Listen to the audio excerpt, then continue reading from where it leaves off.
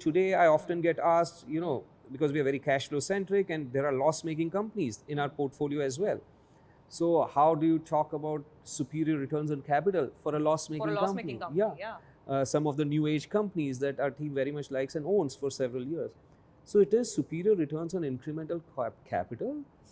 Looking forward many years, people take this lightly, but value of any business is present value of future cash flows. It's not necessary you have to make cash flows in year 1, year 2, or even year 3.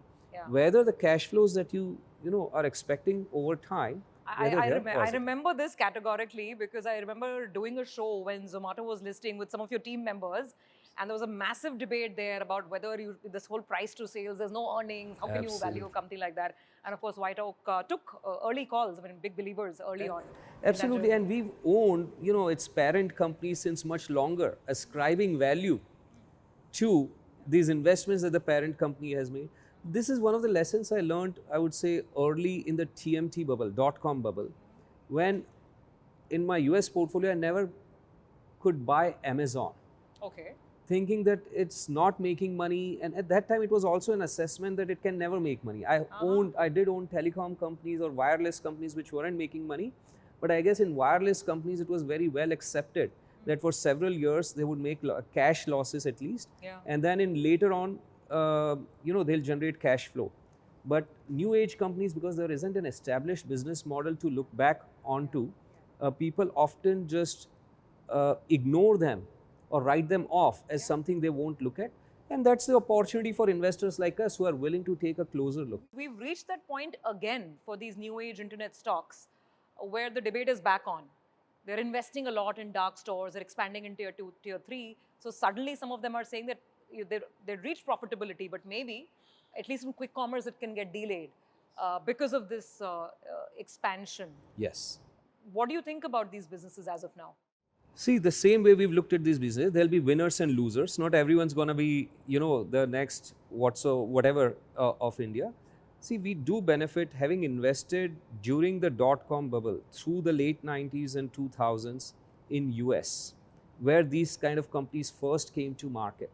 Having made mistakes there, both of commission and omission. Amazon is a mistake of omission, if you will. Missed opportunity, so Missed opportunity. Then as on the EM, while in India, a lot of these businesses might be developing for the first time. That's not true globally. In China, this story has played out a decade ago, right? The Alibabas, the Meituans, the Tencents, those all also have had the opportunity to participate in several of them in the IPO. Just like Google in US was an IPO company invested in my portfolio. Similarly, Alibaba and others were IPO companies.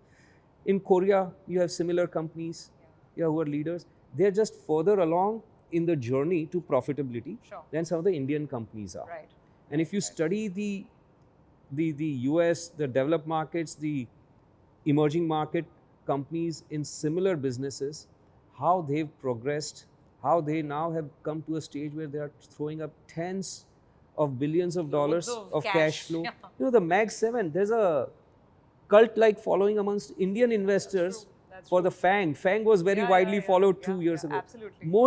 Majority of those FANG companies weren't making money or cash flows when they were $100 billion in market cap or more. Obviously Microsoft was making money and some others might have been making money. Google was making money early on, but others, Amazon wasn't making money, Netflix wasn't making money, yet they were so loved. So you have to be a patient investor if you're going to be on patient and selective. You can't have a spray and pray approach across all those. Not everything would become a Amazon or a Facebook or something. Absolutely.